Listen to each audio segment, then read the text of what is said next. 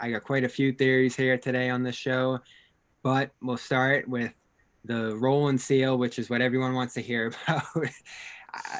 Brooklyn Celtics. It was a blowout last night. We were watching this game on national TV, 5 o'clock Christmas game. And for 3 years, I've been covering this team, writing about them, and become adjusted to Daniel Theis's go-to play in the pick and roll here, the roll and seal. And Caitlin, I guess it's being outlawed right now. We'll take a quick look at both of these plays with Tristan Thompson starting it off. And I think you can see my screen right now. Yes, I can see it. All right, so we'll take a look at this first one. This one I thought was fair to be a foul call. And this actually, no, this is the Theis one. So this one I did not like. No, that's not an offensive foul. And we've been seeing this play again and again for that's 3 years just now. Opening up. What if Tatum had gone up there? What if Tatum had immediately gone into a floater? He's just opening up and boxing out there. I don't see why that's taking away the defender's movement. So we're talking to Caitlin Cooper. She knows the game so well.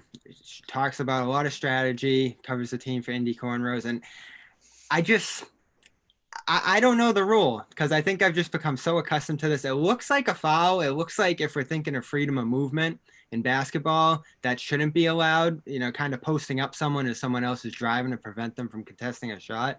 But as I've said, this has kind of become a fundamental of the Celtics offense in recent years. And it's kind of a little trick, I almost feel like you're posting up, but you're actually blocking someone. So I don't what's the letter of the law here? Yeah, I don't know, but Sabonis does this as well. Yeah. This isn't even like the roll and then screen into he's not setting the screen there. He's literally just rolling and then getting in front. To me, that could be as easily as a box out as it is them calling it an offensive foul. So Sabonis has not been whistled for this yet. So maybe it is not an all-out assault on just this particular play type. Maybe it was just this particular official's preference. Because I actually thought of this whenever I was rewatching some of the Pacer game today because Sabonis did that twice against the Knicks and he did not get called for an offensive foul. And you see Brad Stevens just being like, what's going on? We've been doing this for years. And Tristan Thompson's to start the game here looks pretty similar to me. Now, maybe he gets the elbow in there a little bit.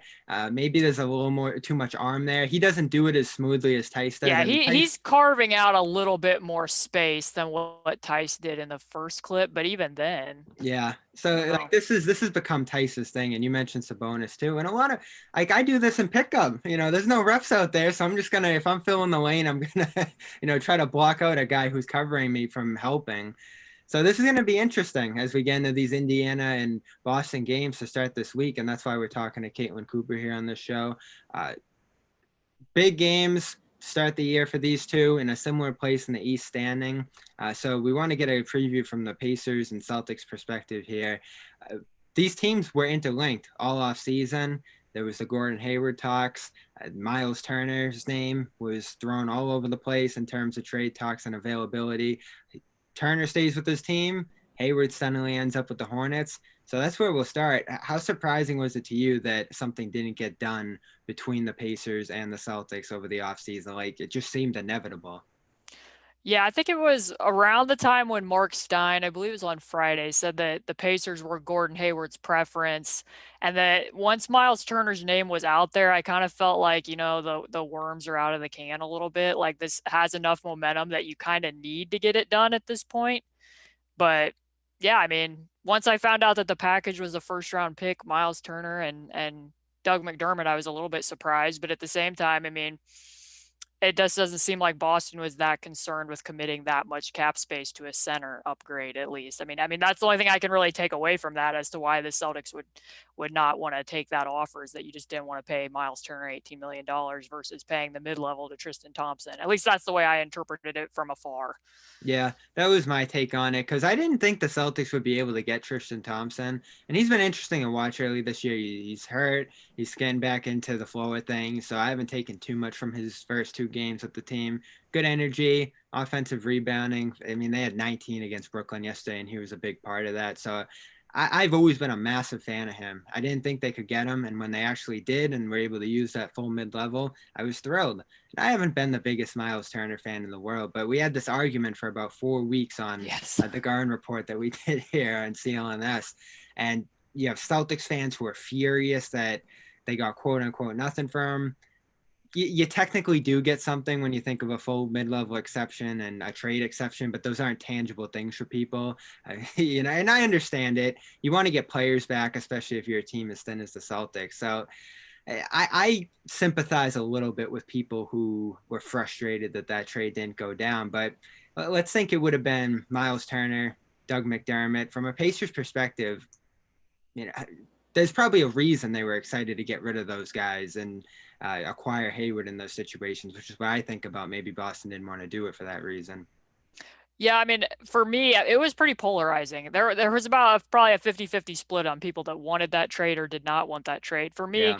with what Bjorkgren's trying to incorporate with them using so many multiple ball handlers, wanting to play quicker, I think that I was more on the side that I think Gordon Hayward made sense, especially with the different types of defenses that they want to be able to roll through. I think that's easier to do with a smaller lineup versus having two bigs on the floor. And that's where a lot of it comes back to with Myles, is that you're talking about playing Sabonis and Turner and what type of a ceiling that has. Like, I think that Myles would have made the Celtics better. I think he's an overall better player than Tristan Thompson. It just depends on what you're more valuing from a center spot. If you're wanting somebody that's going to help you with your rebounding and maybe be able to switch a little bit out on the perimeter, be more physical, then you probably lean towards Tristan Thompson at a lower annual average value. If you want the rim protector, I think that's pretty definitively Myles, which that showed up big in the Pacers' first game. I mean, he had 8 blocks. Yep. Um, I heard that. and they're being, are people having to constantly remind you of everything? Yep, I heard it after does? opening night. Yeah, I mean, we're gonna hear it these first 2 games. It's kind of gonna be a certainly no one will use these first 2 games as a referendum on a trade. No one will do that. There'll be an ultimatum here. But yeah, I mean, Myles in some respects with the Pacers, I wrote a long piece about him headed into the season because for me, he's just kind of the man of the hour. It's like a decisive season because for all this time, Frank Vogel and Nate McMillan ran very similar systems, and his like individual leap really hasn't materialized yet. And a lot of people kind of pin that on, well, if he was in a different system or he played more at the 5, well, now he and Sabonis are being staggered quite a bit. He's going to be in a different system that emphasizes the 3-point line more. So if it's going to happen, like for better or worse, moving forward, the Pacers are going to know exactly what he brings to the table, and so is the rest of the league. I mean, a lot of that's going to get revealed this year. So I think a lot of it with him comes down to, can he not just provide theoretical spacing, but be an actualized stretch big that even when he doesn't have the ball, that teams stick to a little bit closer than what the Heat were doing in the playoffs. Miami, for a lot of the time in that first round, was more or less communicating like, hey, we're willing to let you beat us on the back of your center hitting jump shots so that we can really congest driving lanes. They were pinching in a lot off of him. So even sometimes after he'd make a 3, they were still doing that. So it wasn't having too much of an impact on what their overall scheme was. And he struggles a bit to make reads as well. I mean, he's not going to be a guy like Sabonis or like what Al Horford was for the Celtics several years ago, where, he's running DHOs or he's making reads that open up the floor with playmaking. That isn't who Myles is. He's got to be somebody that's going to be playing off the action and being able to hit shots that way and making reads of where he can find his spots in the offense, whether off of cuts or whatnot in that regard. But those are all things I want to talk about. We're probably going to spend half this episode talking about Myles Turner because this audience is so captivated by it. I feel like, so I'm glad I bring you in on this because you've watched a ton of him. You've written about him. I've heard the word frustrating used with him, and there's a lot of fierce advocates of him, and you can see why. He's a shooting center. He can dribble. He can run an offense in certain sets. Elite shot blocker, as we see in that opening night game. The tools are there for this guy to be maybe a top 3 center if he really met his potential. So I see why people look at a guy who's still in his early 20s, who's on a medium-sized contract when you think about it, with long-term commitment to a team, no player option, anything like that. There's a lot of appealing things about him. But then when you watch him, and for me, I've watched less Pacers, I've watched more Team USA last summer. Different game, but a bigger role for him there, where he's running the offense quite a bit, poised to shoot a ton with that team and be so involved in the offense. And we all saw how that team panned out, and it was a lot of Celtics in that starting lineup with Turner. So that kind of spoke to me when we get to those trade negotiations.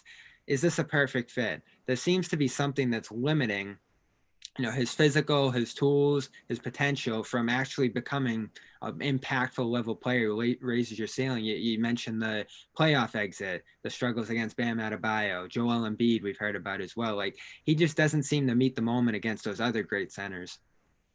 Yeah, the Team USA one's interesting because, like you said, like a lot of the times in Pacer circles, it's if he could be coached by a different coach that prioritized having him pop to the 3-point line rather than just finding an open spot from two. And you kind of thought, maybe Greg Popovich, Steve Kerr's an assistant coach, maybe that materializes, and it didn't necessarily. And like you say, that team faced a lot of zone, a lot of 2-3 and 3-2 zone over there, and he's just not going to he's not a guy that's going to face up and make a lot of great reads and 4-on-3 situations or with a numbers advantage. But yeah, you mentioned the elite centers with Bam. I felt like his defense against Bam in some of those games held up better than what you would think. The rebounding was still, for the Pacers as a whole, they are just not a great rebounding team.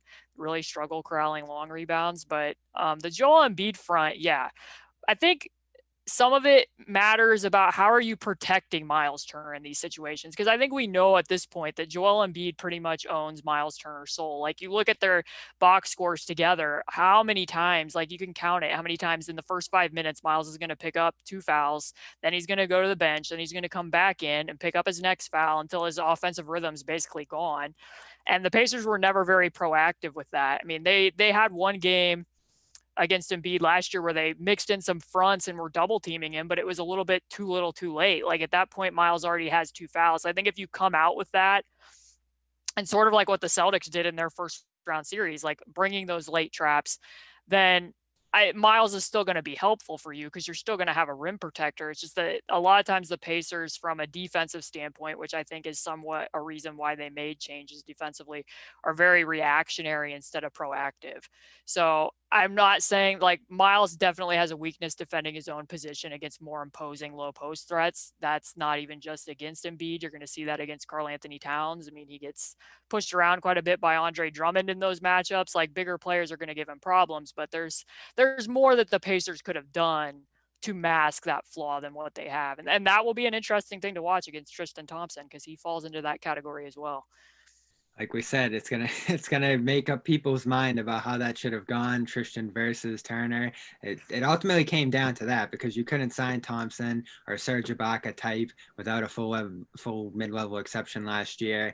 I get why people wanted Turner in the system, and it's gonna be interesting to see how Indiana handles him going forward. The two big system worked okay last year in the regular season, and then it fell apart into the postseason. Now, as you said, there's a coaching change. And does he just need to get away from playing with another big like Sabonis, who's using that paint area that he could possibly occupy at a better level? I know he's more of a face-up, pull-up guy at the top of the offense and a post-up guy, but it just kind of feels like he does need a new situation. And that's what Celtics people were arguing, that if you put him in Brad Stevens' system, made him the only big on the floor, gave him the ability to run the offense with spacing around him at a higher level, maybe it'd free him up a little bit. But I'm interested to see how he looks with the Pacers going forward with that new coach, because it felt like the team did want to get rid of him and, move that salary towards someone like a Hayward who would fill a wing position and, free themselves of that. And ultimately, it feels like the contract through 2023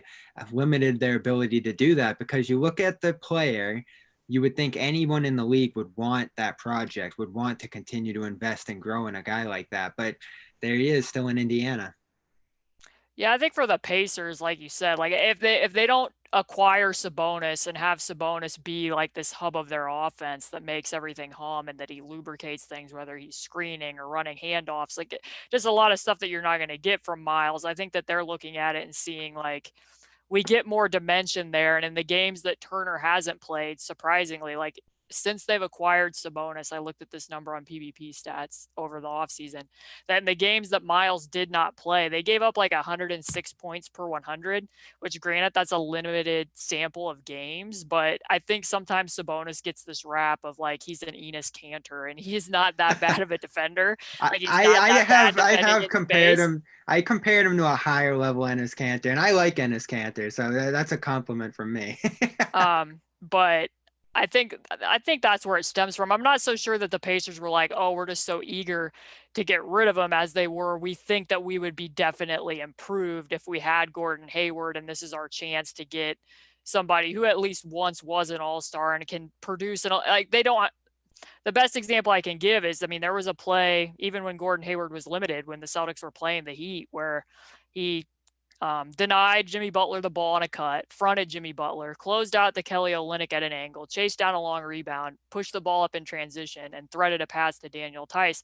Like, the Pacers do not have an interchangeable forward that can do all of those skills at once. Like, TJ Warren is not a passer. Sabonis isn't going to be able to close out like that out to the 3-point line. Myles Turner isn't going to be able to do most of those things. So if they could have added somebody like that with the type of, like I said, up-tempo system where they want to be able to move the ball and have lots of different people bring the ball up the floor and initiate offense, then Gordon Hayward made sense. But I don't think that they were just willing to, give up and be – I don't necessarily think they were shopping Myles Turner, I guess is the way that I would put it. I wouldn't be surprised if they still ultimately decide, hey, we have a limited ceiling with these two bigs of what we're going to be able to do in the Eastern Conference, and Myles Turner's our best means of being able to improve. But I don't think that they were just super eager to be like, well, we need to get rid of him. There was something too that Indiana needed that trade much more than Boston, because Boston ultimately gets flexibility by walking Right. away from that trade. Indiana comes out and it's just like, oh, we still get our two bigs. We got Oladipo, the big question mark, and a bunch of other stuff here that is great, is probably playoff worthy, but does it meet NBA Finals potential? I don't know if a Gordon Hayward Pacers team would have been an NBA Finals contender, but it would have made a ton of sense. Right. Not only from him living in Indiana perspective, which is probably where his interest came from, but also his fit there on the wing, a playmaker, kind of a gap between a Sabonis and some of the guards like Malcolm Brogdon there. And he probably would have been the best pacer, if healthy, as we always say with him, since Paul George. I still think he's probably a little bit of a better player than even Victor Oladipo at his height. But it just fell apart. And now all of a sudden in Indiana sitting here, and it's that same situation that led to a first round exit via sweep last year. I just wonder if there was any way they could have got this done from their perspective. I know Gary Washburn reported Celtics interest in TJ Warren and Victor Oladipo even. I don't know how tightly they were holding on to guys like that, but I feel like the Pacers had quite a bit to offer here that maybe could have gotten this done, and they seriously needed him.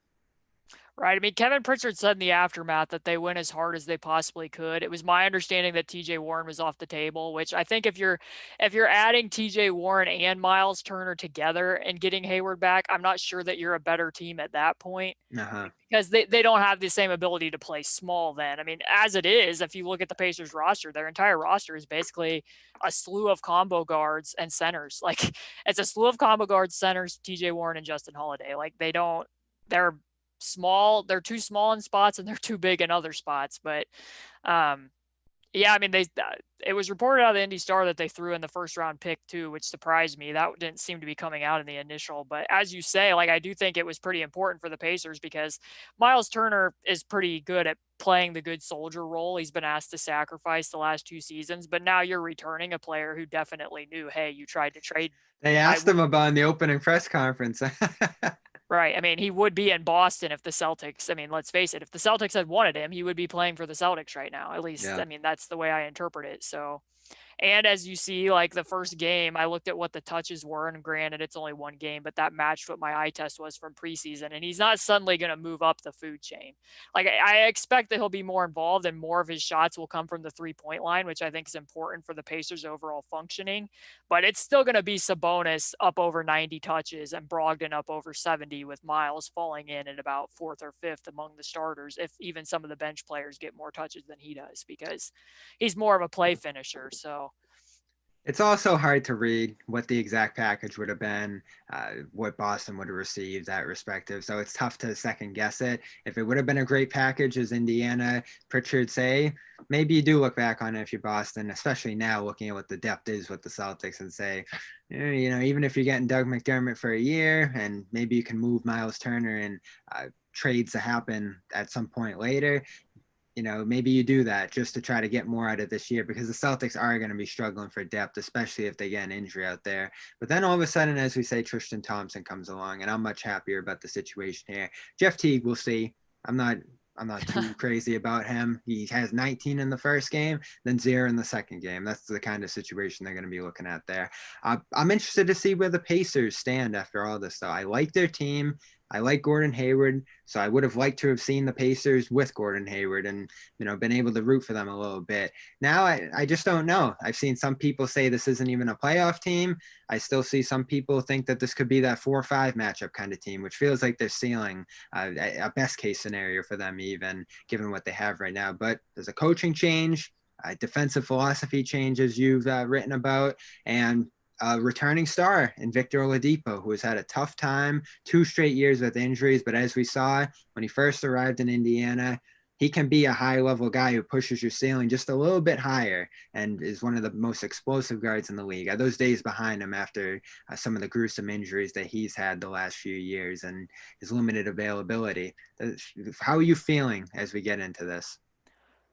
Yeah, Victor, there's so much murkiness there. I mean, I mentioned That's this. the whole team right there, isn't it? Yeah, no, it really has. And I feel like I've written, like, their entire roster is the same, but I mentioned this the other day. I feel like I've written about 4 different teams in like an 18 month period, because you're looking at, the Pacers without Victor, the Pacers reincorporating Victor, the Pacers with Myles Turner and small ball, and now the Pacers back with, hopefully all of their starters intact, though TJ Warren looks pretty limited right now from his plantar fasciitis episode. But with Victor, it felt like in the last game before the hiatus against Boston, the last game in the bubble against Miami, and then the last game in preseason and this one, that he started to show a little bit more flashes, but a lot of the times that's aided by some hot shooting, which I'm not sure how many games you can count on Victor Oladipo to come out and hit like 3 or 4 threes. Like, he's capable of doing that. Is he going to do it every game? Probably not. And it's helpful, like, especially in the game against Boston, Marcus Smart was ducking under several of his screens, which, I mean, somewhat for good reason, because Yeah. he's not hitting the 3 very effectively, but Victor's still not getting to the line. And that's kind of where it begins and ends with me. When he starts showing that he can get back into the paint and play through some contact, that's going to be the telltale, because he had 22 points in the opener, and he took some shots in the restricted area, but a lot of them were off cuts, off of DHO backdoors with Sabonis, and that's great. I'm glad he's finding ways to get more involved in the offense, even when he's off ball. But he wasn't seeing pressure from the Knicks, especially with their bigs, and foul trouble for a lot of the games. So he took 3 free throws, but that was off of a jump shot foul. Like, none of it was him forcing the action in the paint and actually getting to the line himself, which I think is going to help him weather the ups and downs that he's naturally going to have from the 3-point line that he's had for pretty much his entire career, minus the 17-18 All-Star season. And I thought he looked like he's moving better, and he's pretty crucial, I would say, to how aggressive this team's being in the gaps and with their ball pressure. He's going to be the one providing a lot of the closing speed, where he can really crowd the ball handlers and get back out and spray out better than a lot of what their other options are. And I don't think defensively he's missed that many beats. I thought that pretty shortly after he returned last year. It's mostly coming on the other end, and how his handle is now pretty uncharacteristically loose, especially when he's going from right to left. Sometimes it's rare to see him get into the paint and take an on-target layup. A lot of times it's a floater where he's jumping off of his left. He did get into the paint some in the first game, but like I said, he's taking an on-target layup without a lot of resistance there at the rim. So that's something to watch against the Celtics, especially since we know they're going to be starting 2 bigs, as the Pacers are also going to be starting 2 bigs. So Yeah, that was a surprise there. I was mildly intrigued by a potential Hayward Oladipo swap at some point during all those talks, even in the earliest stages of it, because you think about 2 guys who, in the recent year haven't worked out in their situations, maybe find a new place, and as they work through their injuries and some of the misfortune that they both met with their teams that they were on last year, just find new footing. And the defense aspect that you mentioned there for Oladipo, especially, like, he would have fit right in alongside Kemba Walker, even though they're 2 undersized guards, and, put pressure on the ball. So ultimately, Boston strayed away from that because of the availability factor to some degree. The contract expiring within the next year is probably something to do with it as well. Who knows if he can keep him, and is the upside for 1 year even that much? So I ultimately look at that too and back away from it. But this is a guy who like not too long ago was really sprouting into one of the premier two guards in all of basketball after that Paul George trade. And it's so interesting to think about him and George now, both in similar situations where you have these stars who are just working to get back from injury. George's case, the shoulder, Oladipo, some lower body stuff. And when we think about these stars, they're pushing their game year in and year out, adding new stuff, layering their game. But, and you could say this about Hayward too, when you are just trying to get back from injuries, that becomes the only focus. So instead of, adding to your dribbling or adding to your shooting or any of this other stuff, you're just trying to get back physically. And that plagues these guys for years after they're just able to get their footing back. So, Hayward that first year out didn't have anything new to his game in 19. And then he comes back with the full season off season after that and adds some stuff to his game. How much do you have a sense that Oladipo was able to actually work on his game this offseason rather than rehab and work his way back? Because that's always what I look at with the star who's recovering from injury as he has been. Right. So I would say definitely during the hiatus, and based on what he said in retrospect now about the bubble, is that he wasn't 100% when he returned for those first 13 games, and he wasn't 100% when he was in the bubble. So I'm under the impression that a lot of that, even the games themselves, he was viewing as rehab. Yeah. Now, since then until now, he made a remark after, I want to say, the second preseason game where he feels like he's more explosive now and has more speed, but he's not used to having that much speed anymore. So he's kind of having to reacquaint his body to that. I haven't noticed a lot of that myself in the test, but that's what indication he has. That's a preseason comment right there. Yeah, that he feels, he said he feels better in his body. I mean, I think you can notice a little bit of an extra burst that he had a few times, especially in the first game against the Knicks, where in transition he was able to kind of put on the Jets a little bit more than what you would have seen. But overall, I'm not sure how much added skill he's really been able to work on aside from like shooting, because when you listen to him talk, it just sounds like I said, that most of the bubble was just him using that as a means to rehab his body. And I think you could tell that when he was down there, because there were just some possessions where it didn't seem like he was going full out. Yeah. Like, not that I'm saying he was being lazy, but just like kind of casual, and that he was trying to get through it more than, be back. Yeah, that's something you have to consider about their finish too to last year. I don't read into it too much because of that Oladipo uncertainty that they were dealing with then. Is he back? Is he not? That seemed to be the whole story of the team in the bubble, was whether or not he was going to be fully not only integrated into the team in a recovery sense, but committed to the team with all the trade rumors that were surrounding him at that time. And those aren't going to go away given the contract situation that he's dealing with right now. So Indiana, I want to love that team. I like the pair of bigs there. I've always liked Malcolm Brogdon. I'm a big fan of him back to his Milwaukee days. I like the system. I like their consistency. They've done a lot with a little over the years, but there just seems to be a lot of uncertainty around this team. Oladipo, the wings, is TJ Warren, there's already uncertainty around him, as you've mentioned. What are you looking for in the early part of the season to get a sense of who this team is, especially with Bjorkman starting now?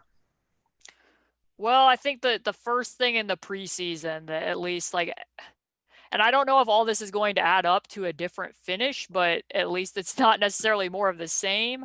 And I think that you have a better shot. Like, there's going to be more variance for the Pacers on both ends of the floor. And I'm not sure that's a bad thing, because game in and game out, Nate McMillan is a floor raiser. They're going to come out and they're going to play hard and they're going to compete, but they're also going to take a ton of mid-range twos.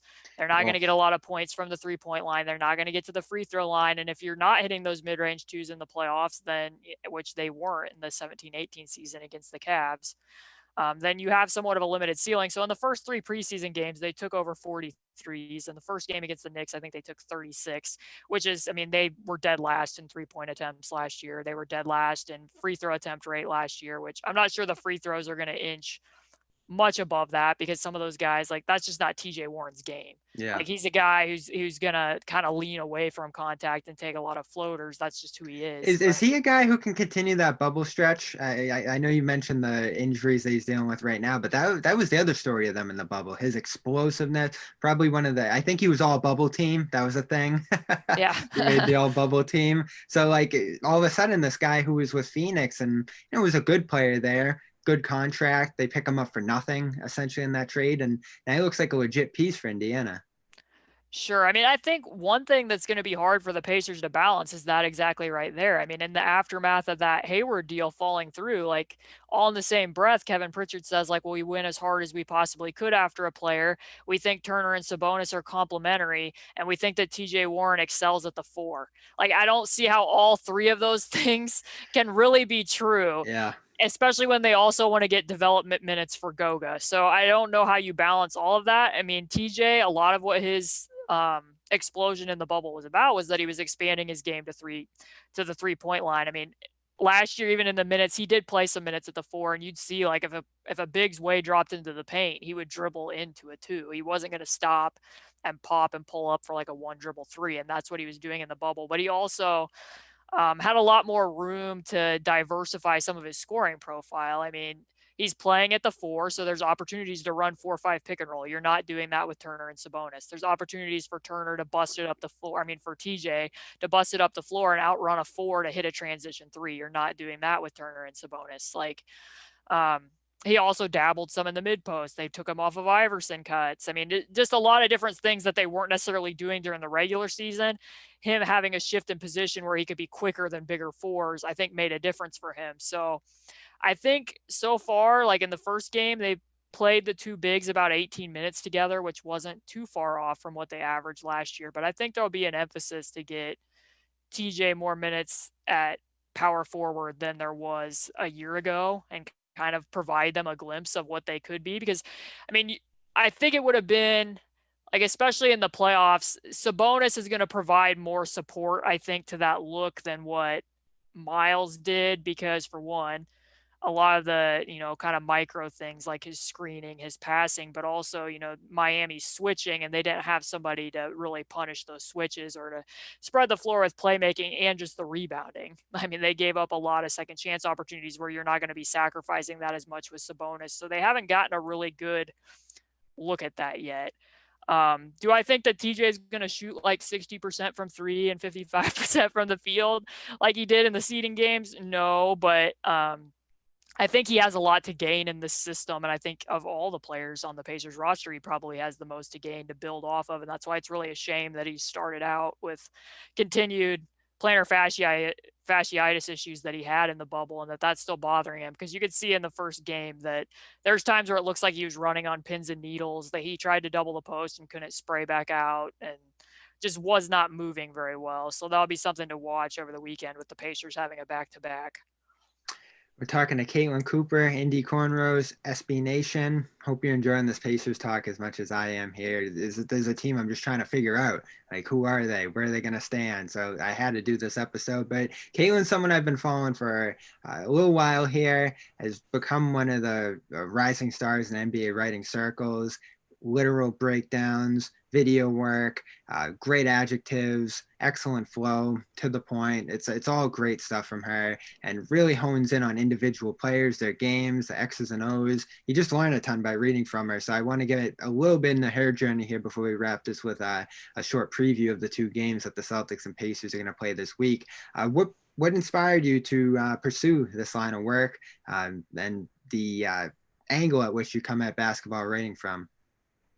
So I guess I would say I'm pretty extremely Indiana, in the sense that I grew up, my dad coached high school basketball in Indiana for about over a decade. So when I was little, I was a lot like Hayden Panettiere's character in Remember the Titans. Like, if there was practice going on, I was there. If there was scouting trips going on, I was hopping in the car and going to those games. So I absorbed a lot of basketball that way. If there was multiple coaches having conversations, I always wanted to be in on them. I was always flipping through playbooks. So a lot of it just kind of came from osmosis that way. The more you're around coach speak, I think some of it just grows that way. And since then, like, I especially during the hiatus, if there's videos on YouTube about any team. I was watching a long, like 30-minute breakdown of a Jewish D1 school in New York for about a long time. Just anything I can learn about basketball, that's what I do. And I try to reflect that in what I do at Indy Cornrows. I mean, I don't have the access or the sources that a lot of writers are going to have. So it's kind of a sense of, how are you going to differentiate yourself? Like, I'm not going to say that I do something better than somebody else, but I need to have a unique angle that, why is somebody going to click a link that I write? And hopefully, I like to really zero in on the tiny things or the minutia and help people to, they're going to recognize that in a game and remember, hey, I read that in Caitlin's article. That you talk about coach speak, and some of the best film people I've talked to, scouting people, and just people who are around breaking down the game and angles and all that different stuff. Coach speak's different. Every level, every team even can have different terminology for the same Sure. things, and I think that's one of the most interesting thing for the people who come at the game the way you do is translating that coaches speak to what people can understand in a very literal sense. There's a lot of names for similar stuff. I can't even think of any examples myself. You probably have a better example you could throw out there in that sense. But how do you go about translating that coaches speak to stuff readers can consume fairly easily? Right. So like ice coverage could be push coverage, could be blue coverage, like There we that type go. There we that go. that type of thing. Um, one very simple thing that I do, which somebody laughed at me about this the one day, but my sister is not into sports like at all.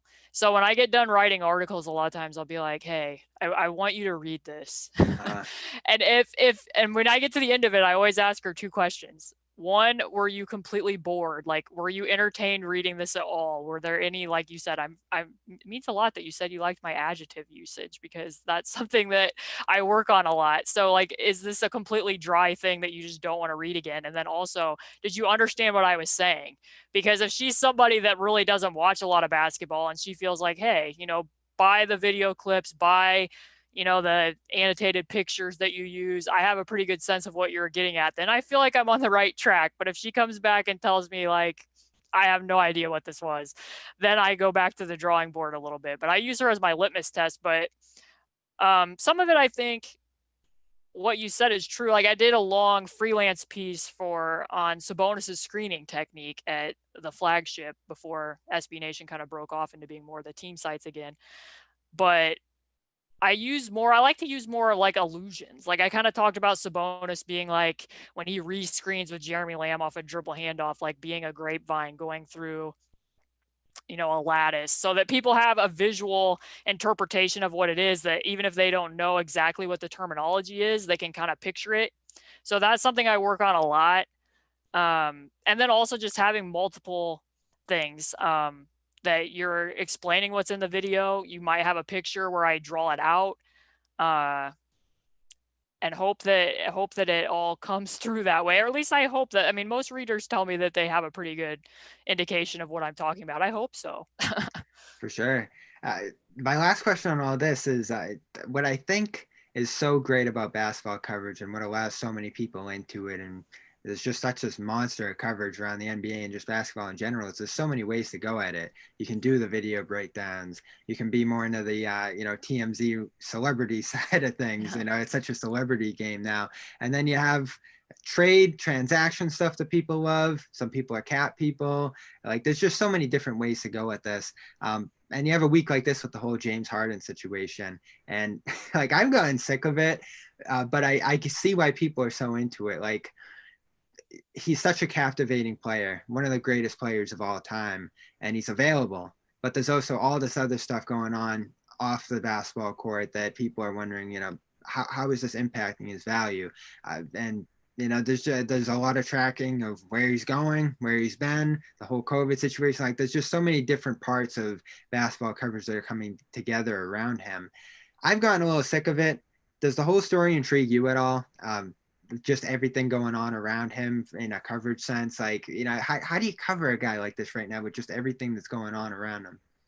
Right. I think in a general sense, like I don't want to be the person that tells a fan how to be a fan, like whatever they Yeah. like. I'm not going to be everybody's cup of tea, and I understand that. But I do wish as a whole that the NBA would focus, like that the coverage would be a little bit more in the moment. I feel like so much of the time we're looking at what's coming next. Like, where is James Harden going to get traded and what's that going to mean for this team? Or where is X free agent who isn't a free agent for a whole nother year?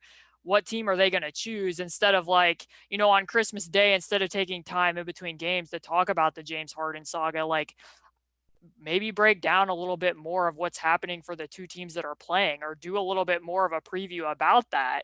I forget which game it might have been the very first game yesterday where they were talking about James Harden, instead of like providing a more in-depth, which granted, there's not a lot to work off of right now because there's only been one game, but I think so much of the time, a lot of the pregame coverage and the studio coverage focuses on, the main, well, we only care about which teams are getting to the finals. So we're going to talk about the Lakers, or we're going to talk about the Clippers, or we're going to talk about the Bucks, without really selling us on what some of the small market teams who are going to be in the playoffs later, whether they're, real or it turn out to be, pretender contenders, um, to sell the entire product. I mean, on the James Harden saga, I think it's kind of tough because right now it just feels like he doesn't have a very good read of the room, and it all comes off a little tone deaf given the current world that we live in with the COVID situation, to be at all of these parties without masks on, and bringing that risk to his teammates, whether he was ultimately the cause of why that spread in Houston or not. Like, it just doesn't come across well when we're dealing with something that's killed over 300,000 Americans. Yeah. But yeah, my overall take is that I just wish that the entire coverage was more of the moment, and that we talked more about was what's happening in the actual games. It goes back to the off season being bigger than the season. I mean, Exactly. we do shows during the off season that will draw 14, 15,000 people. That whole Pacers Celtics Oh saga yeah. there is probably going to be a bigger deal than any Celtics game this year as we look ahead. So that's a great point. And like, I guess as much into the transaction and the trade machine and all that stuff as other people, but I love the game, and you love the game too. I'm almost certain, like where it's gone, the amount of great players there are, the amount of teams that are intriguing. Like I think you can look at pretty much 28 of the 30 teams having something interesting about them. I guess I'd leave out the even the Hornets have something interesting now when Hayward arriving there. Like almost every year when you come into it, there's 30 storylines, 30 teams with something to watch for, to more or less of a degree there. And I can watch a Detroit Atlanta game and look for the rookies, look for Blake Griffin. On Detroit, like especially at the beginning of the season, there's so much to watch for. And you're right, like the game, the day to day, the between the lines and the plays that are going on, like those are intriguing to me. But the ratings are down for the league in terms of games, and like we just see how people react to the game. They're more interested in the stuff off the court than on the court. And what does that say about the game? Like, does it say something about the amount of threes that are being taken, the way the game is transformed, or is it just social media and people getting so caught up in the rumors and what's being said on Twitter more than what's going on the TV?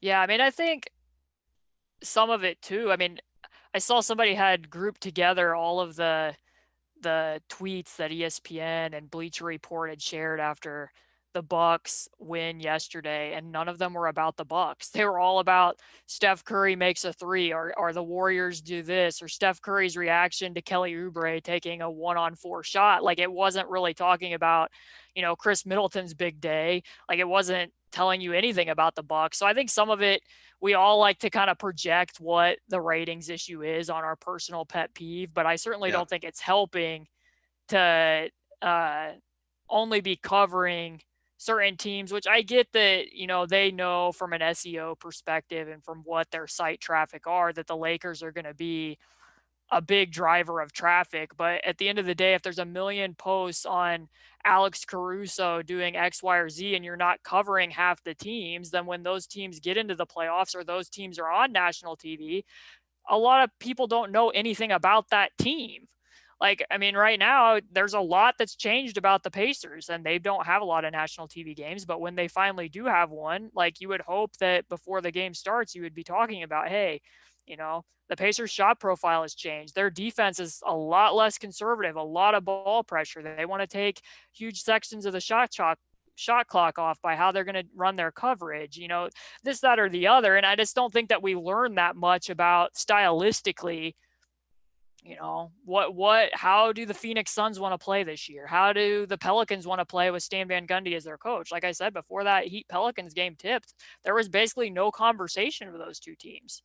So, well, hopefully this new playoff format will help that to some degree, because I think one of the issues is that teams sort of die out throughout the year, especially at the lower levels, and those storylines start to disappear, and you just consolidate things more and more until finally there's 4 teams that matter at the end of the year in each conference finals. I think, what we saw in the bubble is that you could get a Portland Trailblazers team that wasn't a realistic NBA Finals contender, but could build an incredible story around that late regular season, early playoff position right there, and draw a lot of interest and intrigue, and a team that doesn't have the upside of a Lakers, of a Miami Heat last year. Like that worked really well to me. So there's some hope on that front that Memphis could become a big driver of interest now with Ja Morant and some of these other teams that are still very firmly in the middle, playing huge games right before the beginning of the playoffs, and then becoming big stories even in a first round series. Like, that Portland LA series had some hype before it ultimately went in the other direction. So that's a positive for the NBA in that sense. We're going to get Caitlin out of here in just a sec. Celtics, Pacers, 2 games to start this week. I love this when it's happening this year. I thought the league was going to do this on a more full-scale basis, these mini series in a city, 2 games, adjustments, almost a little bit like a playoff feel to it in the regular season. I thought that would have been awesome. You get an early playoff matchup type field for Indiana and Boston if they do eventually match up later. How do you adjust from the first game to the second game? You avoid travel. I don't know how big of a deal that is scientifically to the whole COVID situation, but I thought it would have just been an awesome thing. But they're not doing that on a full scale. We only get these occasional series that they're doing it here, but we have this one between Boston and Indiana. For Boston, from my perspective, you've written a lot about these defenses that Indiana's throwing out there. Going to be another massive test for Jason Tatum. Can he read the floor? Can he adjust to double teams? If he picks up that full court pressing coverage that you've talked about, can he adjust to that? Like, there's a whole lot of things that are going to be thrown from Indiana's side at Jason Tatum that I'm just so intrigued by, because he's the lead creator this year. He's adjusting to that. There's short spurts where Jaylen Brown did it well against Brooklyn, and some of Tatum's limitations in his worst games in that aspect of things kind of limit the Celtics ceiling. So it's a great pair of matchups here in that regard. And of course, Myles Turner. We can talk quite a ton about how he looks against the Celtics and Tristan Thompson. What are you looking at from the Celtics side against Indiana that's going to test the Pacers? Well, I think the Tatum thing in general is pretty interesting because, like I said, Warren doesn't look to be 100%. I mean, we'll see how he looks tonight against Chicago, which, I mean, the first game against Boston will be the second night of a back-to-back, which is a whole nother topic because Oladipo has not played in any back-to-backs yet.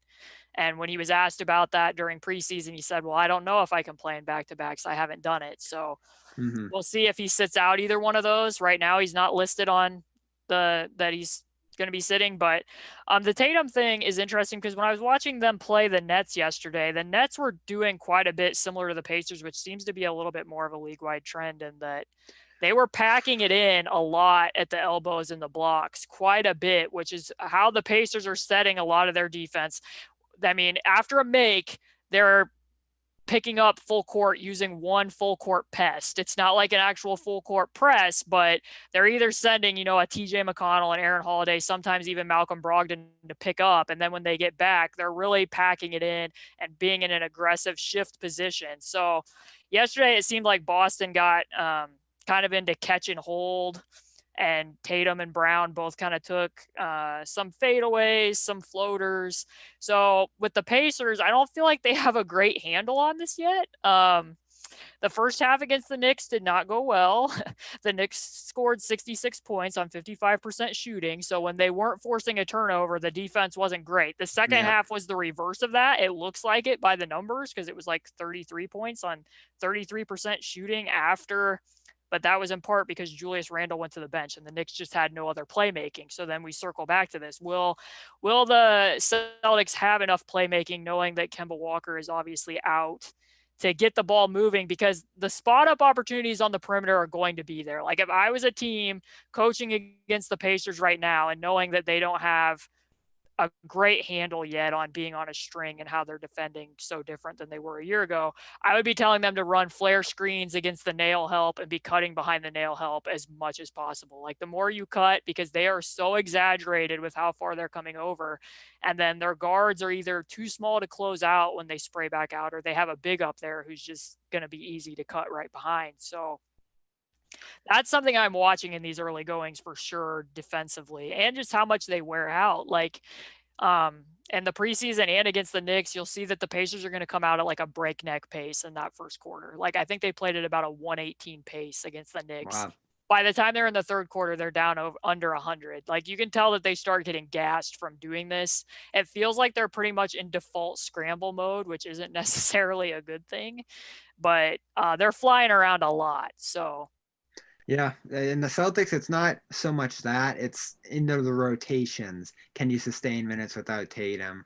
Can you get something from secondary wings? I mean, they are just Aaron Nesmith hasn't played, so they're searching for stuff from Semi Ojeleye, from Javonte Green, and it's just like, whew, this team is not deep. Maybe they should have done that Indiana trade on certain nights, but they still have that trade exception. Early in the year, I think Boston and Indiana, especially, are going to be two teams that don't look the same by the end of the yes. year. Like there's just massive potential for both these teams to make a trade. Probably not with each other at this point. I think those days are over, but somewhere else, like these teams are not going to look the same as they are today as they are at the end of the year. And that defense point, like, we're seeing that more and more. Pinches, zones, box and one from Toronto, the drops for these centers, especially seeing DeAndre Jordan do that in Brooklyn. Like that's just such a joy for him to be able to just drop back and do that. Now, how's that going to work against the 3-point offenses that we see in the league today? It has shown the ability to muck up individual games. Toronto definitely did that in the playoffs against Boston, but you're right on top of that. Like, I've been reading a lot of the stuff that Indiana is doing from your perspective and other teams stealing that paint, that it's like, for a team like Boston, they've been thrown off by that big time. Brooklyn did it, as you said, forced Tatum to take a bunch of jumpers, forced, Marcus Smart is going to take those jumpers if the paint is not available there. And that can really throw the, pace flow out of a game. I don't know how I feel about that. They banned the zone for a reason way back when. To try to open up the game and have some paint availability there against big guys. So I'm going to be watching that all season long. Is that paint restriction going to muck up offense, bring down offense in the league at all this year, make it tougher to teams to try to move the way they want to and all that kind of stuff this year? I think that's a great observation by you. Yeah, and then also the fact that Boston's kind of boxed in right now to playing Theis and Thompson together. I mean, that opens up a door for the Pacers that wasn't there last year, because obviously these two teams only played each other twice, but when they played in December, Turner and Sabonis only played 12 minutes together, and they did not play a minute together in the fourth quarter. Mm-hmm. So that makes them a little bit more playable, though I would say the Turner Thompson thing, beyond just the dynamics of what happened in the offseason, is interesting because Turner struggled with him. Like when they played in the 17-18 playoffs, Thompson was out of the rotation. Lou makes the adjustment in that game 7 that, hey, we're going to not only just going to increase his minutes, but we're also going to start him. And prior to that, Turner was guarding like a Jeff Green or a Jose Calderon and just sagging off whoever the worst shooter was and being able to kind of camp out and protect the rim that way. And once Tristan was in the lineup, now he's having to defend in space. He's having to guard, and he's improved in that area since over the last 2 years, but the physicality bothered him, and he gave up offensive rebounds. And the two of them didn't see each other because only once last year, because they were both out for injuries when the Pacers played the Cavs, but Thompson had a double in that game as well and caused problems. So I'll be interested to see if there's a cross match. My assumption would be that Thompson's going to be the one guarding Myles out on the perimeter more than you would be having Theis do that. But on the reverse, I have to think that maybe Bjorkgren, unlike Nate McMillan, was a little inflexible with cross matches, but I'd like to think that Sabonis will be the one more wrestling with Thompson than allowing Myles to kind of get pushed around there. But just the fact that the double big is more playable than it would have been when Boston had Hayward and Brown and Kemba and Jason. I mean, I don't think the Pacers ever saw all 4 of them in the same game last year, but